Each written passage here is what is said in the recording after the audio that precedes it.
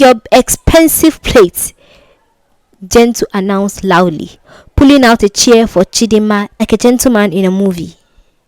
"Double meat, double fish, turkey. I want the big turkey. And don't spare the pepper. Money is not my problem today. I'm here to spend." Yashikira, pleased to meet such generous new customer, quickly served a heavy plate of rice with fried turkey, fish, and a whole boiled egg balanced proudly on top. Chidinma's eyes lit up. This was clearly a man of substance.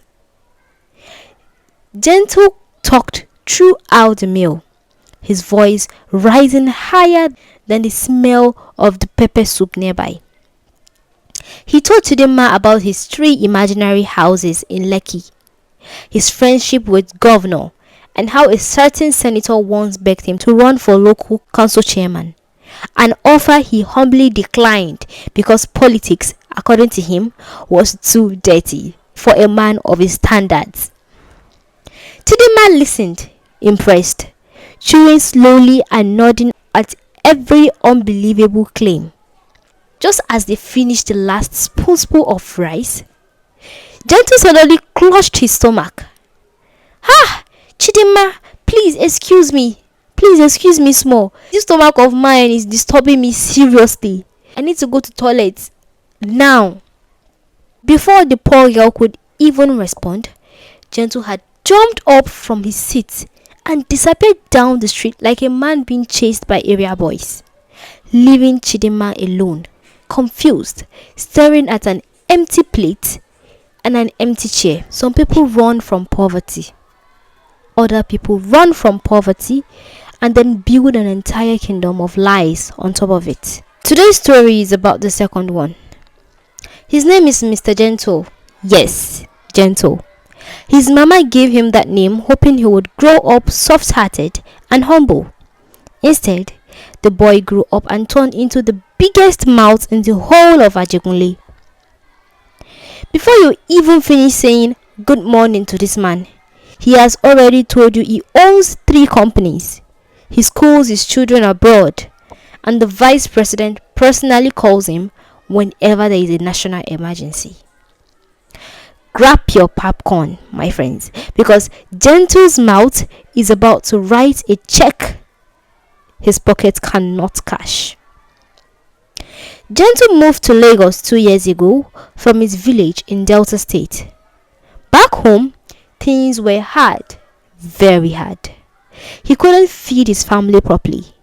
He couldn't pay his children's school fees, and the shame of it dealt with him every single day. So one quiet morning, without telling anybody, he packed one small bag and boarded a bus to Lagos, promising himself that nobody in this new city would ever know he was a poor man. He rented a room in a Face Me I Face You compound off Ajegunle, the kind of room so small that if you stretch your hands while lying down, you will touch both walls at once. The room also had a smell. Nobody could explain exactly what the smell was, whether it was a wood, whether it was old wood or damp cement, or Gentle's own confidence evaporating slowly. But the smell was there, permanent, like a member of the family. By trade, Gentle was a carpenter. Not a bad one, actually. His hands were skilled. But the business was suffering. Customers were few, materials were expensive, and most months he barely made enough to buy garri, let alone build the empire he was always bragging about. But once Gentle stepped outside that smelly room, a transformation happened. His shoulder would strengthen, his chin would lift, and by the time he greeted the first person on the street, he was already a millionaire. "Gentle, how market?" his neighbor, Baba Ijoba, asked him one morning. "Baba, don't mind me, oh," Gentle said, adjusting a wristwatch that stopped working since the previous dispensation. "I just finished a meeting with one investors from Dubai. They want to partner with my furniture company. I told them I would think about it because money isn't my problem. Baba Ijoba nodded slowly because in that compound, everybody had long ago decided it was easier to nod at Gentle than to argue with him. Arguing with Gentle was like slapping a mosquito in the dark. You may hit yourself before you hit the real target. And it wasn't just business Gentle lied about. The man claimed to know everybody. Mention any celebrity and Gentle would suddenly remember a deep and personal history with the person. Someone once say, "Have you seen Wizkid's new song?" Gentle would answer immediately, "Wizkid? That's my guy now. We were together in London last month. In fact, I am the one who gave him advice on that song." Somebody else would mention Tyler, and Gentle would claim she once cooked for him during a trip in South Africa. Chris Brown, according to Gentle, calls him Big Bro. Even the president, Gentle would swear, consults him privately on matters concerning small businesses in Lagos.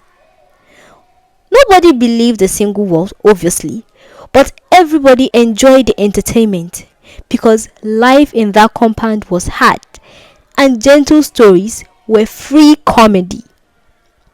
Meanwhile, the real Gentle regularly knocked on neighbors' doors to borrow onions, pepper, or a cup of gari, always promising to return double. Once my payment from abroad lands, that money never landed. It was still somewhere between Dubai and his imaginations. One Sunday afternoon, Gentle decided to impress a young lady he had been chasing for weeks. A pretty girl named Chidinma, who worked at a phone accessory shop nearby. He took her to a small fruit stall at the corner of the street, a place he had never eaten at before, owned by a woman everybody called Yashikira. Since it was his own very first time, Yashikira had no idea who this loud, confident man was. She simply smiled and welcomed her new customers the way any business owner would. "Bring your expensive plates," Gentle announced loudly, pulling out a chair for Chidinma like a gentleman in a movie. "Double meat, double fish, turkey. I want the big turkey. And don't spare the pepper. Money is not my problem today. I'm here to spend." Yashikira, pleased to meet such generous new customer, quickly served a heavy plate of rice with fried turkey, fish, and a whole boiled egg balanced proudly on top. Chidinma's eyes lit up. This was clearly a man of substance. Gentle talked throughout the meal, his voice rising higher than the smell of the pepper soup nearby. He told Chidinma about his 3 imaginary houses in Lekki, his friendship with Governor, and how a certain senator once begged him to run for local council chairman, an offer he humbly declined because politics, according to him, was too dirty for a man of his standards. Chidinma listened, impressed, chewing slowly and nodding at every unbelievable claim. Just as they finished the last spoonful of rice, Gentle suddenly clutched his stomach. "Ah, Chidinma, please excuse me. Please excuse me small. This stomach of mine is disturbing me seriously. I need to go to toilet now." Before the poor girl could even respond, Gentle had jumped up from his seat and disappeared down the street like a man being chased by area boys, leaving Chidinma alone, confused, staring at an empty plate and an empty chair. He didn't come back that day or the next. In fact, from that day forward, Gentle developed a very special skill, spotting Iyashikira from a great distance and instantly finding somewhere else to be. If he saw her ahead, he would suddenly discover urgent business behind a parked bus. If you called his name, he would immediately develop a phone call so important that he had to walk briskly in the opposite direction. Phone pressed on his ear, talking to absolutely nobody. This became one of the compound's favorite entertainment. People would literally stop what they were doing just to watch Gentle perform his disappearing act whenever Iyashikira appeared with her tray, still expecting her money for that big plate of rice, fish, turkey, and boiled egg. There was one man in the compound who did not find any of this funny. Papa Wilson, an elderly retired school teacher, had watched Gentle's behavior grow worse by the week. One evening, he called Gentle to sit with him outside his room. "My son," Papa Wilson began gently, "I have lived long enough to know that a man who is always busting is usually a man who is hurting inside." Gentle laughed nervously. "Papa, you're overthinking it. I'm just a confident man." "There is nothing wrong with being poor," Papa Wilson continued. "But there is something dangerous about pretending you are not. One day, that pretending will cost you something you cannot afford to lose." Gentle smiled politely, thanked the old man for his concern, and walked away convinced that Papa Wilson simply did not understand more than branding. In his mind, he wasn't lying. He was building an image, big difference, according to him. A few days later, a stranger appeared on the street. Nobody had seen him before. He wore a simple plain shirt, carried a small brown bag, and walked slowly, studying the surroundings like a man trying to understand the place rather than just pass through it. The stranger appeared the first familiar face he could find, which happened to be Gentle, standing outside his shop pretending to inspect a piece of wood he had no real plan for. "Good afternoon," the stranger said politely. "I am trying to find my way around this area. Do you know anyone influential here who might help me understand the community better?" Gentle's chest expanded almost immediately. This was exactly the kind of audience he lived for. "My friend, you have met the right person," Gentle said, stretching his shirt collar. "I practically run things around here. The community leaders consult me before they make decisions. In fact, I am a very wealthy businessman myself. Furniture, real estate, a few other investments here and there. Money is really not something I worry about." The stranger simply nodded, listening carefully, asking small follow-up questions, but never revealing anything about himself. "If you ever need anything in this town," Gentle continued proudly, "just mention my name. Everybody respects me around here." The stranger thanked him politely and continued on his way, disappearing down the street just as quietly as he had arrived. Life returned to normal for a few days. Gentle went back to borrowing pepper, avoiding Iyashikira and the girl, and telling stories about presidents and pop stars. Then one bright morning, everything changed. A convoy of shiny cars rolled into the community, catching everybody's attention immediately. Doors opened, engines were switched off, and out stepped the same quiet stranger from before, except this time he was dressed sharply, surrounded by assistants carrying files and cameras.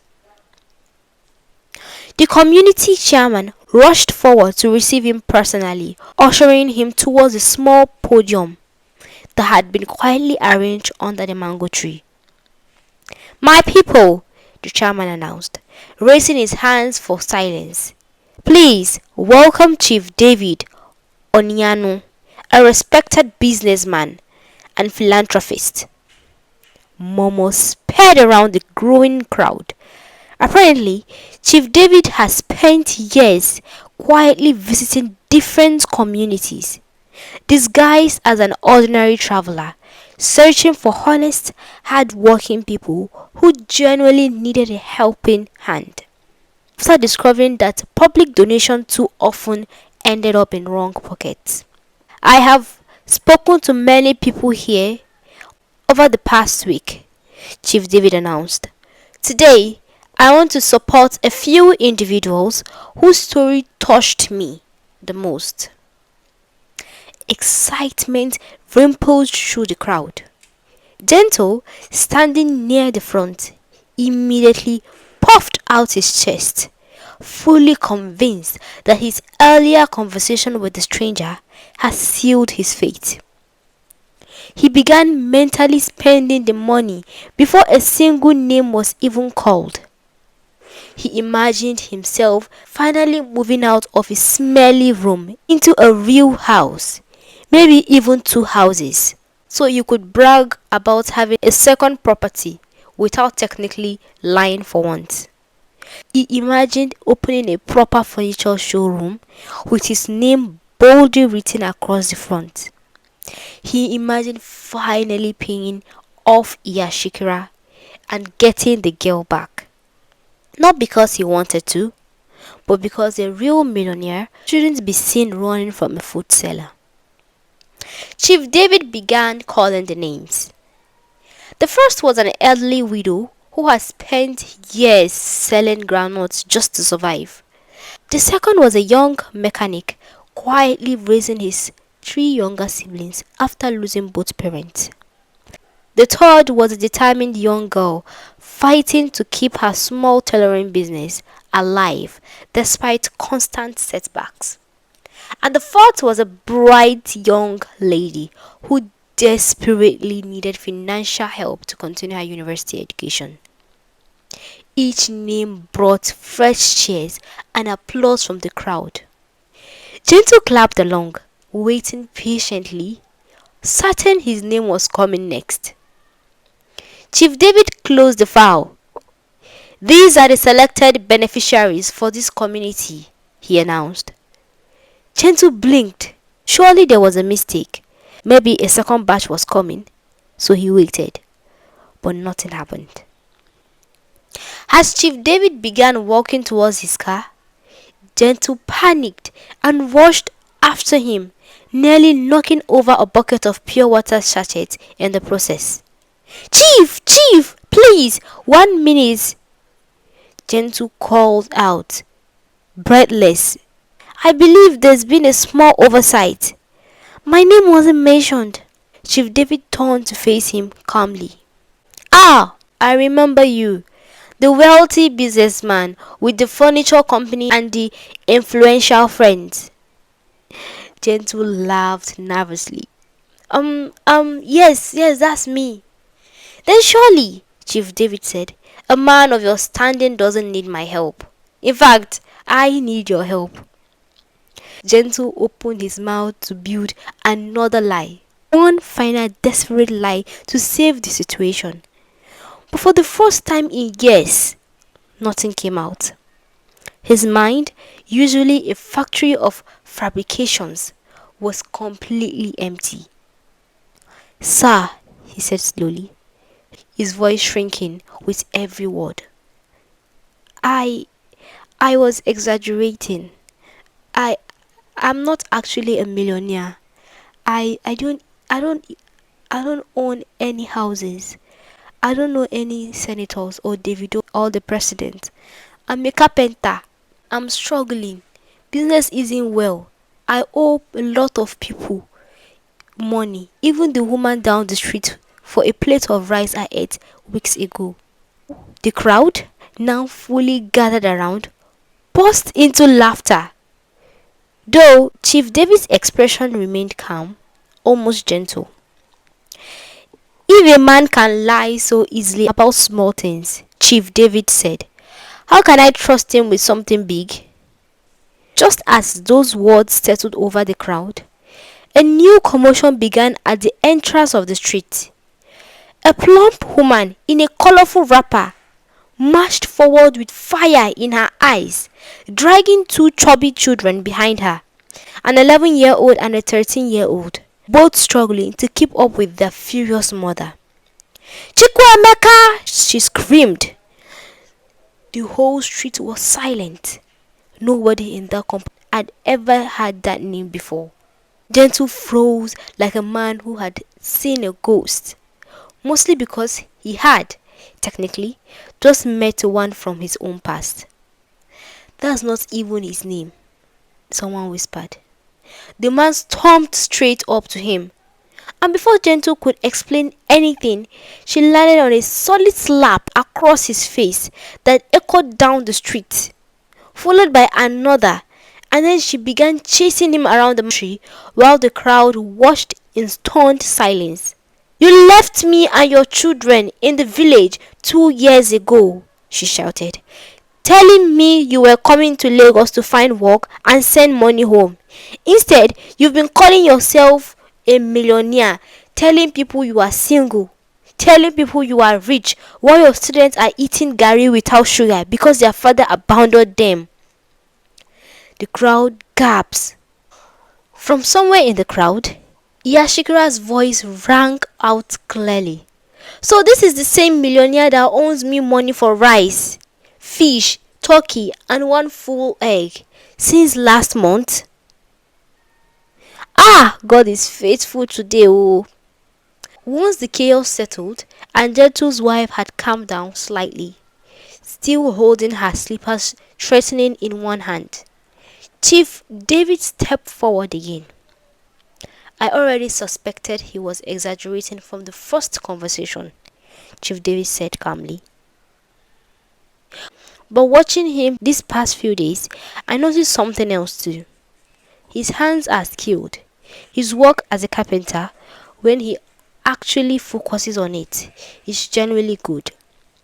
Underneath all these lies, there is a hard-working man hiding." He turned to Gentle, who was now standing quietly, thoroughly harmed, one side of his face slightly swollen. "I won't hand you a fortune," Chief David said, "but I'll give you a small contract to supply furniture for one of my new offices. It's a real opportunity. However, there's one condition. No more lies. Prove yourself through honest work and through your mouth." Gentle nodded slowly, too embarrassed to say much else. Over the following weeks, something in him genuinely changed. He worked hard on the furniture contract, delivered good quality work, and slowly began paying off his debt, starting appropriately with Iyashikira, who made him wash plates for 1 week before she considered the debt finally settled, plus interest in pepper soup form. He also reconciled with his wife, who eventually agreed to bring their children to Lagos once he found a decent, non-smelly place to live. Something he was determined to achieve for real time. One afternoon, sitting outside his workshop, a curious neighbor asked him jokingly, "So, Gentle, how many houses do you actually have now?" Gentle smiled, a little embarrassed, a little proud. "1 room, but it doesn't smell anymore. I fixed the drainage myself." Everybody laughed, and this time, Gentle laughed the loudest of all. There is nothing shameful about starting from nothing. Everybody's story began somewhere small. But when you spend all your energy pretending to be something you are not, you risk losing the very opportunities that could have made you truly great. Honesty may not shine as loud as a big lie, but it lasts a lot longer, and it never leaves you running from food seller with a tray in her hand. If you were Chief David, would you have given Gentle a second chance? Let me know in the comments below. And please don't forget to like, share, and subscribe for more stories like this one. See you in the next one.